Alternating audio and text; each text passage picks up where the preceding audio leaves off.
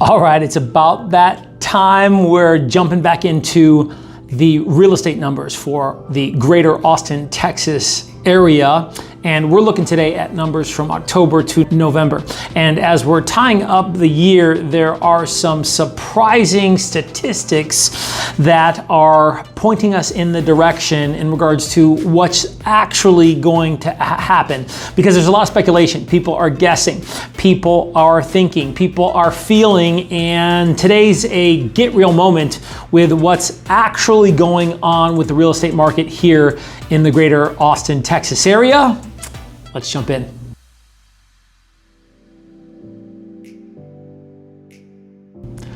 All right, so today's sampling is from Travis and Williamson counties, specifically the two major counties that incorporate the northern and the southern part of the greater Austin, Texas area. As far north as Georgetown and as far south as Bastrop.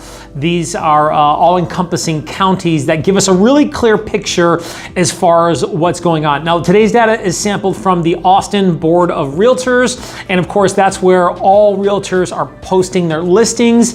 And so the listing and sold data is specific and 100% accurate based off of what's happening on the multiple listing service. Obviously, this doesn't take into account people that do off-market deals, which account for just a sliver of the activity compared to what occurs on the multiple listing service. So this gives us real indication, clear data as far as what's going on.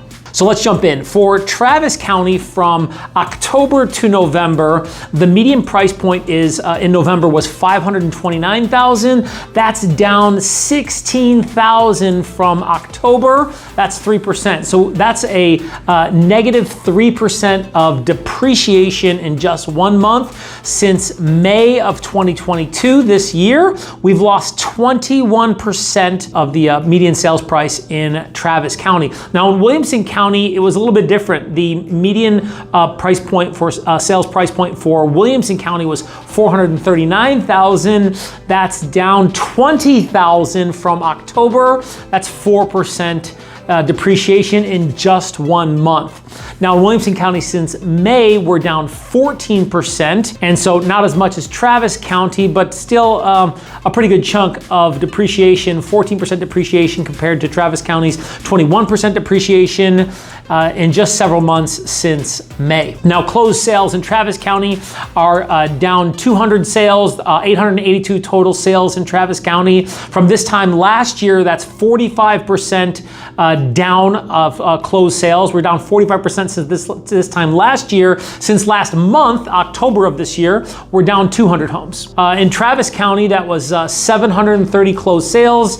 That's about even, and we're down 33% from this time last year in Williamson County. Now, the average days on market for both these counties is pretty similar. In Travis County, that's 54 days on market for a property to be sold. In Williamson County, that's 60 days on the market before it actually receives an offer. So pretty close. For new listings in Travis County, we're looking at 1,083 new listings. That's down 20% from a year ago, but month over month from October to November, we're down about 500 homes. That's 2 months in a row, we're down around 500 homes for new listings. So people having some reservation there. Obviously during the winter months, there's less people putting their homes on the market in October, November, December. And so we are seeing that happen as it traditionally does. However, this rate of new listings not coming to market is a little bit more than normal.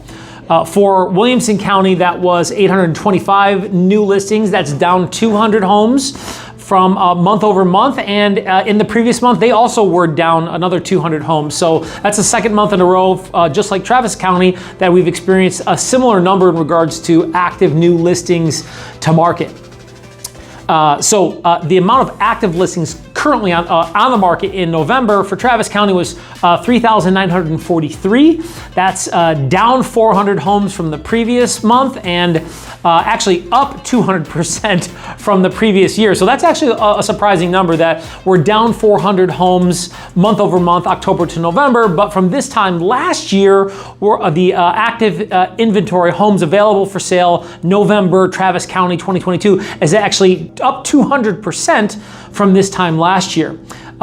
Now, for also surprising numbers for Williamson County, 2,972 homes for sale in November. That's down 200 homes from October. However, it's up 300%, which again is a very surprising number, that we're down 200, but we're up 300% since this time last year. So obviously a clear indication that a lot of properties are sitting on the market, as we've seen new listings are down in both counties month over month and year over year, while active listings are significantly up from this time last year in both counties. Average days on market is a contributor to that factor in regards to both of those active days on average days on market being higher than they were a year ago. And so clearly home sitting on the market is affecting the inventory, and then hence obviously the depreciation, the amount homes are coming down. Okay, so for total sales dollar volume for the month of November in Travis County, we're looking at $614 million. That's down 44%, and $360 million, down 34% in Williamson County. So still a tremendous amount of volume, a tremendous amount of closing still. I mean, almost 2,500 homes sold in the Travis and Williamson County area. By the way, that's 5,000 participating parties. Because of 2,500 homes sold, there were 2,500 buyers, and so 5,000 people approximately in the month of November for Travis and Williamson County decided they either want to sell or buy real estate. So still a lot of activity occurring. I think just a shift in mindset, and stay tuned till the end of the video here, and I'll give you my summary on exactly what's going on and where we're headed moving into the months of January and February, typically the slower months and the slowest months of the year in the real estate industry. Now, months of inventory, and this is the final piece of data that we'll review, is at 3 months for both counties. So months of inventory is the amount of homes available on the market before all the homes were sold. So this means that it would take 3 months for all the homes to sell before we had no more homes available if no other homes came on the market. So it would take 3 months for all the homes to sell currently right now in Travis County, same for Williamson County, and that's pushing towards a buyer's market. Believe it or not, 3 months is still just a hair touch on the seller's side of the market. 4 to 6 months historically and typically being more buyer driven markets. However, based off of the rising interest rates and being in the crux of inventory rising, we can say it's really it is a buyer's market. Historically though, on the data, a 3-month supply tends to lean a little bit more in favor of the seller's market. Okay, so what's this all mean? Where are we going? Well, obviously we're still in the shift.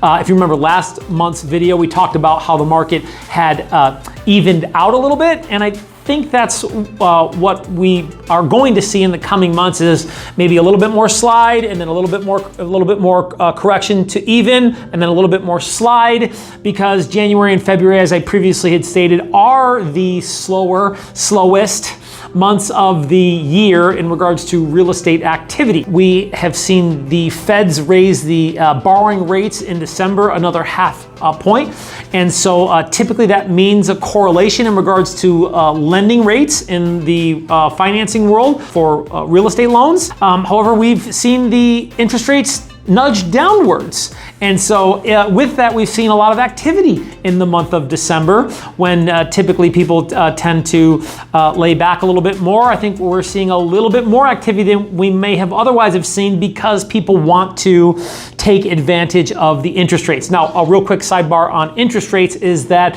we're seeing a lot of sellers who are willing to negotiate contribution towards buying down the interest rate for buyers, and that could mean a significant reduction in monthly payments of $200, $300 to $400 to $500 a month based off of how low you can get the interest rate. And with sellers being willing to contribute to the buy down of that, then that's obviously causing buyers to be a little bit more proactive and aggressive to get out there and shop and secure something. Hey, love to hear your comments below if you what you've experienced with buy down rates, what questions you might have about buy down rates, and where you can go to experience buy down rates, either in the resale world or in the new home market, because new home markets are experiencing all kinds of incentives for buyers: contribution to closing costs, buying down the rates, 1 to 1.5%. And so there's a lot happening for buyers in regards to incentives that make sense for buyers to go ahead and move forward if this is a long-term purchase. Because when's the right time to buy? When it's the right time to buy for you. And when you get great incentives like sellers contributing $10,000 or $15,000 or more towards your closing costs, or you can get the interest rate down even below what the market rates are, then it may make sense to go ahead and secure that long-term investment. Okay, so with sellers, it's a little bit more of urgency, I'd say, because things are not going to be better in the spring.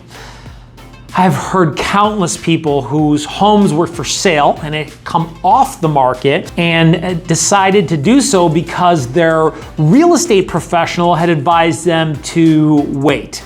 Now look, if you can hold on to your property and it's not a big deal to sell this year or next year, then go ahead and rent it out, or do whatever you're gonna do with it to hold on to it because you can afford to. Because it makes sense to hold the property 3 or 4 years, because that's what it's going to take to make up in Travis County, 21% we've lost in just several months. In Williamson County, we've lost 14% of value, all of this in just 1 year, and we're not done yet because December numbers aren't in, and I could anticipate that absolutely we're going to see some more depreciation this year, and so that's not gonna be made up in just a couple of months because March is right around the corner. April's not that far away. So if you're thinking about waiting until the spring, don't do it. Don't do it. You need to go ahead and put your property on the market and price aggressively, and have the right professional, or have a conversation with several professionals to find out how you can get multiple offers. We just experienced it last week where we put a property on the market and through our marketing and strategy received multiple offers, sold for $21,000 over the asking price, and we had to turn people away because we had so many showings, and we sold above market value. Okay, but that's not gonna happen for everybody, and that's not gonna happen in every situation. So consult a professional to figure out what your best options are in regards to considering, should I wait, and or what should I do when I go to market, because the not having an aggressive enough strategy right now can literally cost you tens of thousands of dollars. We had a circumstance just recently where the client failed to follow our advice, and it ended up costing the seller $100,000. And if the seller had just followed what we had consulted on,